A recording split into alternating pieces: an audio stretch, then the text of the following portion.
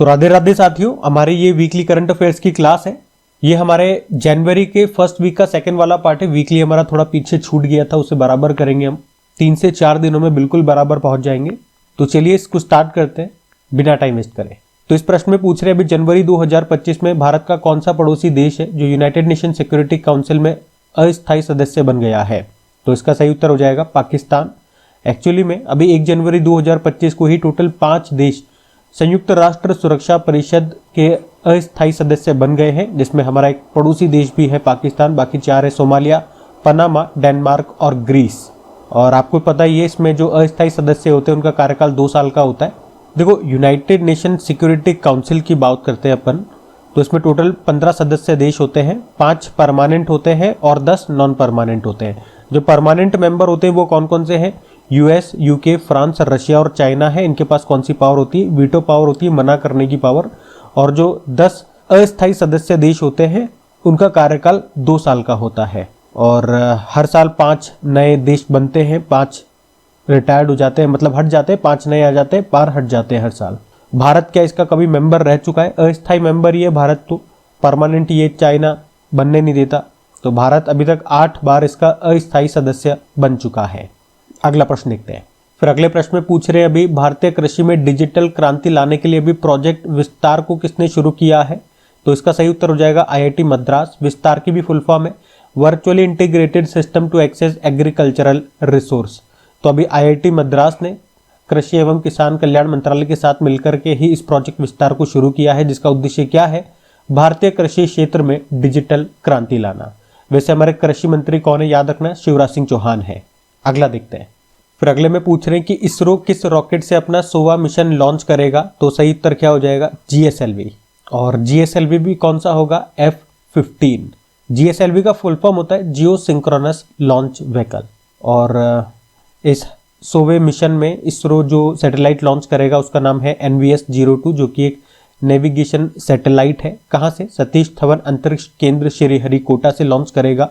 उद्देश्य क्या है? हमारी जो नाविक प्रणाली है उसकी क्षमताओं को मजबूत करना। अच्छा, नाविक क्या है ये तो आपको पता है ना। जिस तरह से अमेरिका का होता है जीपीएस, रशिया का होता है ग्लोनास, चाइना का बाइडू है, उसी तरह से हमारा है नाविक, नेविगेशन सिस्टम है ये हमारा। और NVS-02 ये सेकेंडरी जनरेशन का एक नेविगेशन सैटेलाइट है। और इसरो अपने सोवे मिशन में इसी को लॉन्च कर रहा है। ठीक है, किस रॉकेट से लॉन्च कर रहा है यही प्रश्न था। जीएसएलवी F-15 से इसको लॉन्च कर रहा है। देखो, कभी आपसे एग्जाम में नाविक की फुल फॉर्म पूछ ली जाए तो वो भी मैं आपको बता दूं, नेविगेशन विद इंडियन कॉन्स्टेलेशन। तो ये भी ध्यान में रखना। अगला प्रश्न देखते हैं। फिर अगले में पूछ रहे हैं UNFCCC की रिपोर्ट के अनुसार भारत ने वर्ष 2020 में ग्रीन हाउस गैसों के उत्सर्जन में कितने प्रतिशत की कमी की है। तो इसका तो सही उत्तर हो जाएगा 7.93%। अब UNFCCC की फुल फॉर्म देख लो, United Nation Framework Convention to Climate Change, जो कि अस्तित्व में आता है 1994 में। इसका मुख्यालय आपको बॉन जर्मनी में मिलेगा। अभी जो आपने पढ़ा होगा 2024 में COP29 का आयोजन हुआ था बाकू अजरबैजान में, वो इसी के सदस्य देशों के बीच की एक बैठक है। 29वीं बैठक है। इसकी सदस्यों की जो बैठक होती है उसको कोप कहते हैं, कॉन्फ्रेंस ऑफ पार्टीज।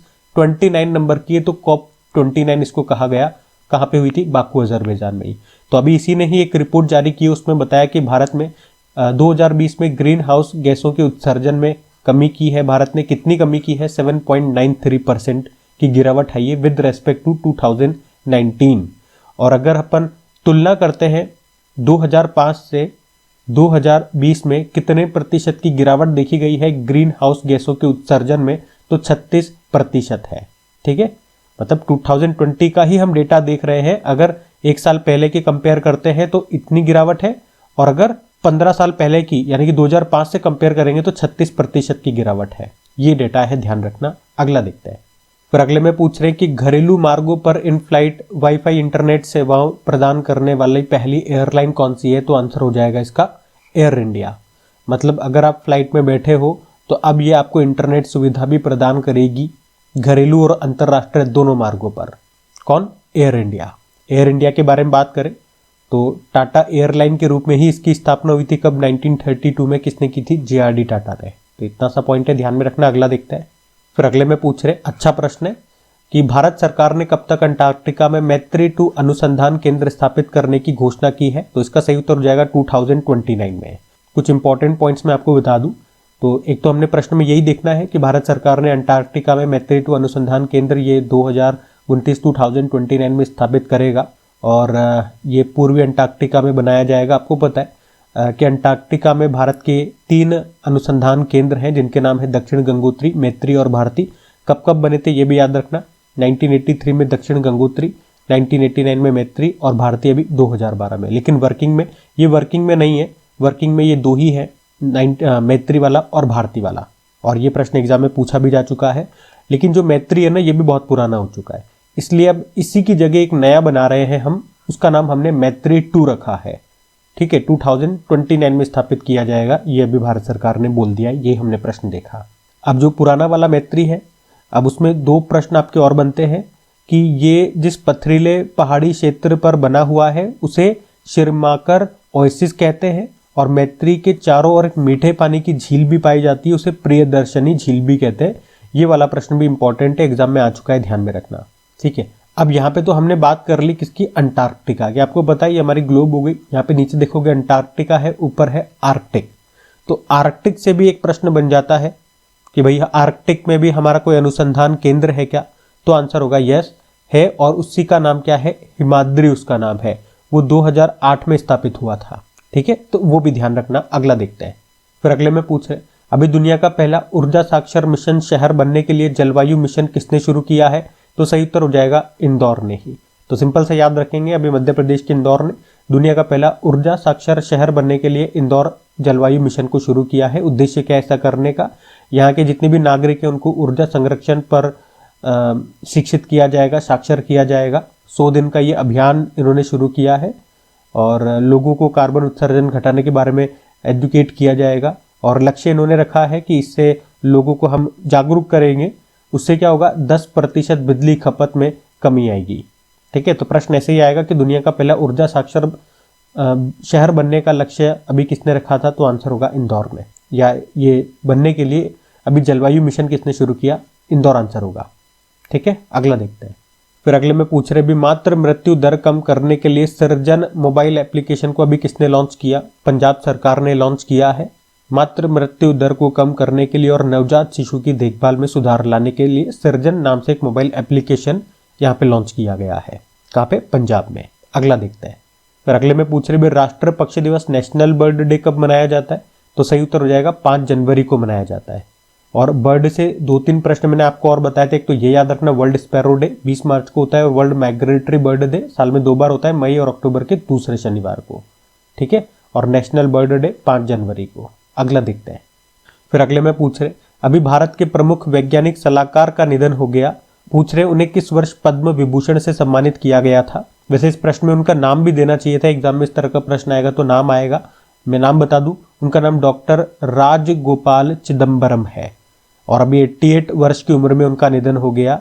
वे देश के वरिष्ठ परमाणु वैज्ञानिक और भारत के मुख्य आर्थिक सलाहकार रहे थे, और पद्म श्री तो उनको 1975 में मिला था, और पद्म विभूषण उनको 1999 में मिला था।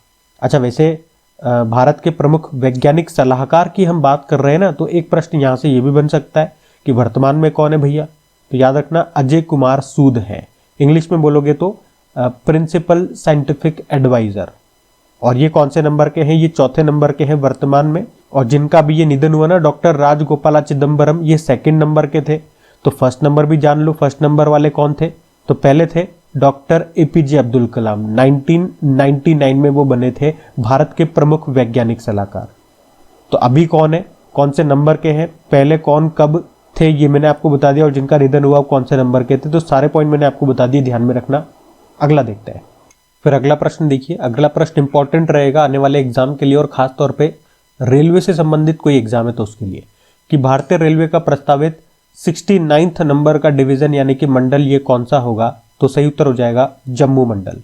तो अभी केंद्रीय रेल मंत्रालय ने उत्तरी रेलवे जोन के तहत जम्मू में अपना 69th नंबर का रेलवे डिवीजन यानी कि मंडल स्थापित करने की मंजूरी दे दी है। अभी तक आप देखोगे वर्तमान में भारतीय रेलवे में 68 डिवीजन है, और जम्मू अब ये 69th नंबर का डिवीजन होगा, मंडल होगा।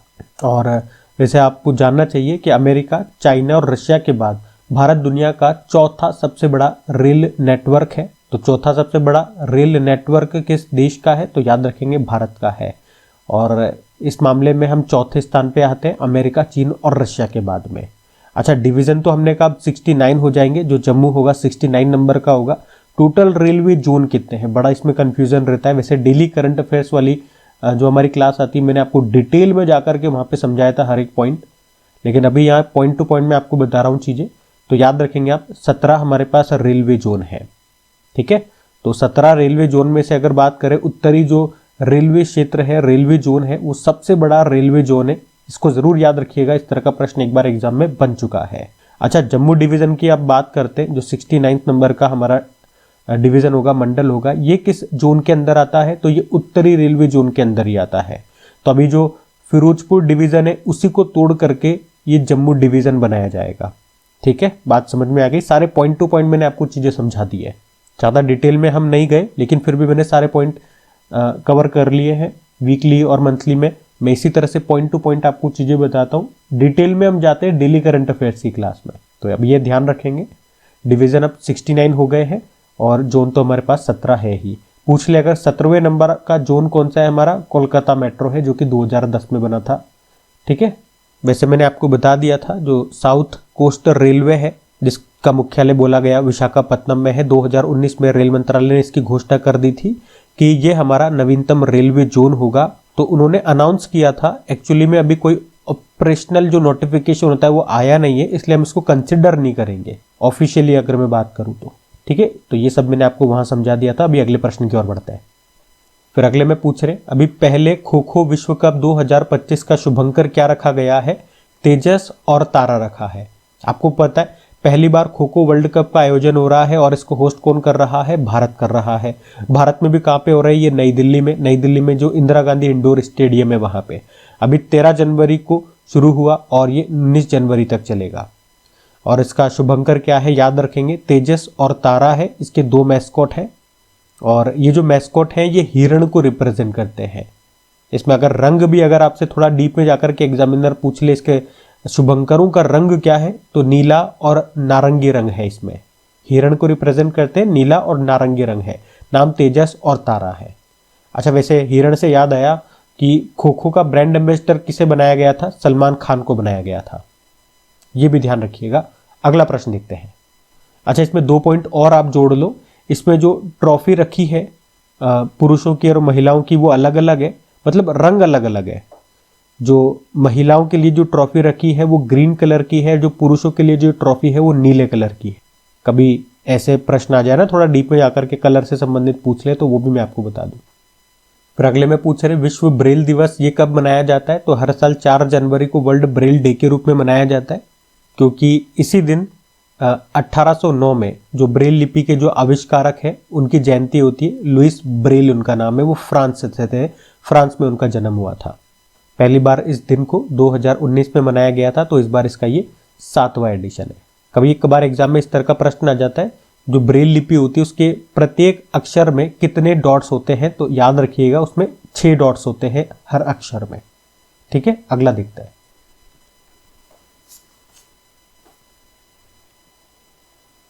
फिर अगला प्रश्न भी इंपॉर्टेंट रहेगा कि अभी US presidential medal of freedom पाने वाले पहले फुटबॉल प्लेयर कौन बन गए हैं? तो सही उत्तर हो जाएगा लियोनेल मेसी बन गए हैं। ये अर्जेंटीना के हैं। अर्जेंटीना पुरुष फुटबॉल टीम के कप्तान हैं लियोनेल मेसी। और अभी इन्हीं को जो अमेरिका का सर्वोच्च नागरिक पुरस्कार है, नागरिक सम्मान है, the presidential medal of freedom, उससे सम्मानित किया गया। ये सम्मान पाने वाले वो पहले पुरुष फुटबॉलर बन गए हैं। पुरुष जरूर लगाइएगा, क्योंकि इनसे पहले एक महिला फुटबॉलर है, उनको ये पुरस्कार मिल चुका है। 2022 में ही मिला था। उनका नाम मेगन रैपिनो है। और पहले पुरुष फुटबॉलर बन गए ये कौन? लियोनेल मेसी, अर्जेंटीना के हैं। ठीक है, तो अंतर ये याद रखना। वैसे अभी 19 लोगों को ये सम्मान दिया गया, लेकिन हमारे लिए ये वाला नाम इंपॉर्टेंट रहेगा एग्जाम पॉइंट ऑफ व्यू से। ठीक है, अगला प्रश्न देखते हैं। और ये भी पूछा जा सकता है, अमेरिका का सर्वोच्च नागरिक सम्मान का नाम बताइए। इस तरह के प्रश्न भी बन जाते हैं, तो ये भी याद रखना, the presidential medal of freedom. अब देखते हैं अगला। फिर अगले में पूछ रहे हैं अभी फरवरी में ही 15वें एरो इंडिया 2025 की मेजबानी कौन करेगा, कहां पर होगा, तो आंसर हो जाएगा बेंगलुरु में होगा। एशिया का सबसे बड़ा द्विवार्षिक एयर शो है, ये विमानन प्रदर्शनी है, नाम है एरो इंडिया 2025, मतलब हर 2 साल में होता है, ये 2 साल में एक बार। तो इस बार कहां पर होगा, वायु सैन्य स्टेशन यलहंका जो कि कर्नाटक के बेंगलुरु में है। इस बार इसका 15वां संस्करण है, 10 से लेकर 14 फरवरी तक ये होगा। इसका पहला संस्करण 1996 में हुआ था यहीं पे यलहंका वायु सैन्य स्टेशन में। पिछला जो 14वां संस्करण है 2023 में हुआ था, वो भी यहीं पे हुआ था। सबसे इंपॉर्टेंट रहेगी एग्जाम के लिए थीम, क्योंकि इस तरह का प्रश्न एग्जाम में बन चुका है, थीम पूछी जा चुकी है, the runway to a billion opportunities, ये याद रख। और पिछले साल ही हमारे नए वायुसेना प्रमुख एयर चीफ मार्शल बने थे, नाम याद रखना अमरप्रीत सिंह है। ठीक है,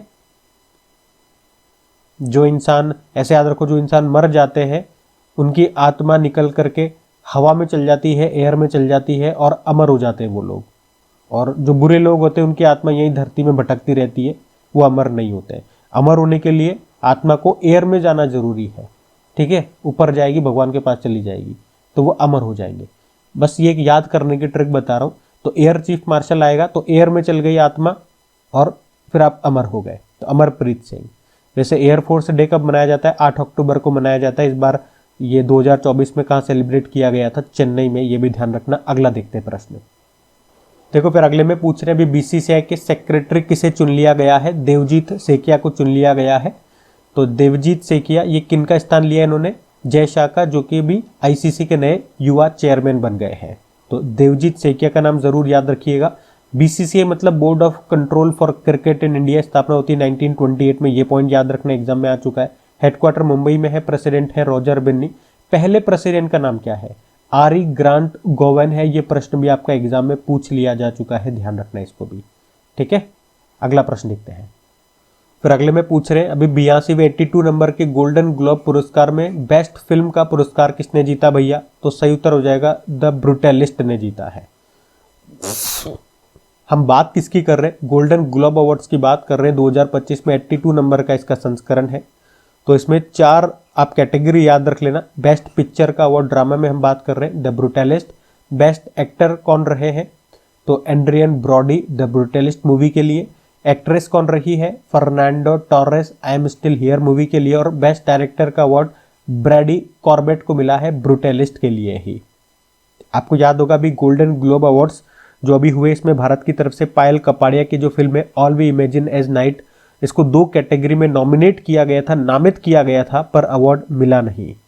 लेकिन पायल कपाड़िया इस अवार्ड्स में बेस्ट डायरेक्टर के रूप में नामित होने वाली पहली भारतीय महिला बनी थी, तो ध्यान रखना। वैसे ये गोल्डन ग्लोब अवार्ड पाने वाले पहले भारतीय कौन है अगर पूछे, तो 1959 में मिला था, जब इसका 16वां संस्करण था, वी शांताराम को, उनकी मूवी 2 आंखें 12 हाथ के लिए। और लास्ट टाइम 2023 में जब इसका 80वां संस्करण था, MM किरावनी को मिला था नाट्टू नाट्टू गाने के लिए, जो RRR मूवी का है। बेस्ट ओरिजिनल सॉन्ग का अवार्ड मिला था इनको, याद रखना। ये भी अगला देखते हैं। फिर अगले में पूछ रहे हैं अभी किस राज्य में जल्लीकट्टू महोत्सव का आयोजन किया गया, तो आंसर हो जाएगा इसका तमिलनाडु में। तो आप सबको पता है जल्लीकट्टू फेस्टिवल, इसमें क्या होता है, बैल होता है, उसको कंट्रोल करना हो। तो यहाँ पे जो पोंगल फेस्टिवल होता है उसी के एक हिस्से के रूप में इसको मनाया जाता है। जल्लीकट्टू फेस्टिवल याद रखेंगे आप, तमिलनाडु से इसका संबंध है। अच्छा, इसी तरह से एक होता है कंबाला। कंबाला खेल, ये भैंसों की दौड़ होती है और ये कहाँ पर होता है, कैसे कंबाला, कैसे कर्नाटक में। ठीक है, ऐसे ध्यान रखना।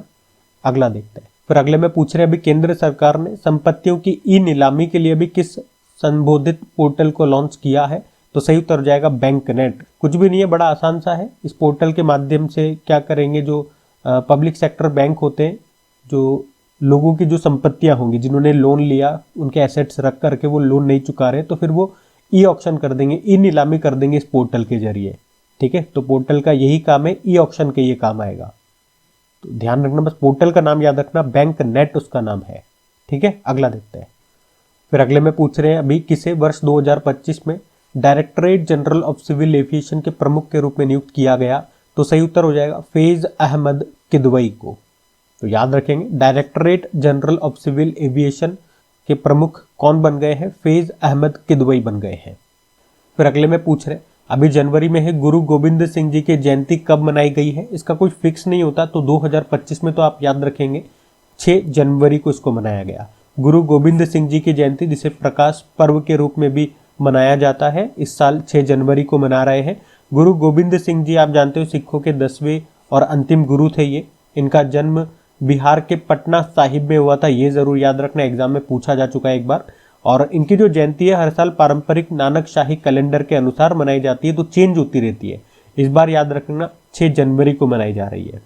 उन्होंने खालसा पंथ की स्थापना की थी 1699 में। और ये गुरु तेग बहादुर जी के बेटे थे। गुरु तेग बहादुर जी ये सिखों के 9वें गुरु थे, और उनके ये बेटे हैं गुरु गोविंद सिंह जी, जो 10वें गुरु बने थे। और गुरु गोविंद सिंह जी से भी आप लिंक कर सकते हो, इनके जो बेटे थे साहिबजादे, आपको पता है वो शहीद हो गए थे, और उन्हीं के सम्मान में हम एक दिवस मनाते हैं वीर बाल दिवस के रूप में। कब? 26 दिसंबर को। ठीक है, तो ये पॉइंट भी ध्यान रखना। अगला देखते हैं। फिर अगले में पूछ रहे हैं, अभी किस राज्य सरकार ने रायतु भरोसा योजना का विस्तार करते हुए किसानों को 12,000 रुपये प्रति एकड़ प्रदान करने की घोषणा की है? तो रायतु भरोसा योजना है कहाँ की? तो याद रखेंगे आप, तेलंगाना की है। और इन्होंने कहा है कि किसानों को प्रति एकड़ जो हम वित्तीय सहायता देंगे, कितने रुपए देंगे? 12,000 रुपये देंगे। और आपको बता दूं, पहले इस योजना का नाम है ना रायतु बंधु योजना था। जब इसको 2018 में शुरू किया गया था, उसमें प्रति एकड़ 5,000 रुपये दिए जाते थे। अब इसका नाम बदल के रायतु भरोसा कर दिया, रायतु बंधु से रायतु भरोसा कर दिया, और राशि को बढ़ा दिया, 12,000 रुपये दिए जाते हैं। ठीक है, ये भी ध्यान रखना। बाकी ये थी आज की क्लास, और इस क्लास के साथ हमारा ये 1 वीक पूरा कंप्लीट हो गया। आज की वीडियो में हमने 3 दिनों के इंपॉर्टेंट करंट अफेयर्स कवर किए हैं। कौन कौन से? 5, 6 और 7। इससे ऑलरेडी पहले 1 से लेकर 4 तक मैं करा चुका हूँ। जो नए स्टूडेंट्स हैं उनको बता दूं, वीक को हम 2 पार्ट में डिवाइड करते हैं। करने का उद्देश्य यही है कि इसमें सारे इंपॉर्टेंट क्वेश्चन मैं कवर कर लूँ। इंपॉर्टेंट क्वेश्चन कवर करने के साथ साथ जो भी इंपॉर्टेंट डेटा होता है वो पॉइंट टू पॉइंट मैं आपको बता दूं, क्योंकि एक ही वीडियो बनाने से क्या होता है, वीडियो लेंदी हो जाता है अगर मेरे को सारे इंपॉर्टेंट क्वेश्चन रखने हैं तो। और थोड़ा सा लेंदी वीडियो बहुत सारों को लगता है कि लेंदी नहीं हो, छोटा हो, तो इसलिए मैंने इसको 2 पार्ट में डिवाइड कर दिया। तो वीडियो छोटा का छोटा भी हो गया और सारे इंपॉर्टेंट क्वेश्चन भी आ गए। वरना बहुत सी जगह क्या होता है, वीडियो शॉर्ट करने के चक्कर में, क्योंकि स्टूडेंट्स को शॉर्ट वीडियो ज़्यादा पसंद आते हैं, तो शॉर्ट वीडियो करने के चक्कर में वो या तो इंपॉर्टेंट चीज़ें नहीं बताते, क्योंकि क्वेश्चन जरूरी नहीं है जैसा क्वेश्चन लिखा हुआ है और जो आंसर है वही बताऊंगा वही आ जाएगा, अंदर से भी चीज़ें आ जाती है, या फिर शॉर्ट के चक्कर में वो बहुत सारे इंपॉर्टेंट क्वेश्चन छोड़ देते हैं। मेरे से ऐसा करा नहीं जाता, तो मैं क्वेश्चन भी पूरे कराऊंगा, जो भी डेटा होगा वो भी पूरा दूंगा, डिटेल में नहीं दूंगा, पॉइंट टू पॉइंट दे दूंगा। वीकली और मंथली में यही होता है हमारे। फिर उसके बाद जो सुपर फास्ट रिवीजन आता है उसमें भले ही हम फास्ट चलते हैं, क्वेश्चन और आंसर करते हैं, कोई डिटेलिंग नहीं होता। तो अगर सेशन पसंद आए तो प्लीज़ वीडियोस को लाइक ज़रूर कीजिएगा, दोस्तों के साथ में शेयर ज़रूर कीजिएगा। आज के लिए इतना ही। राधे राधे।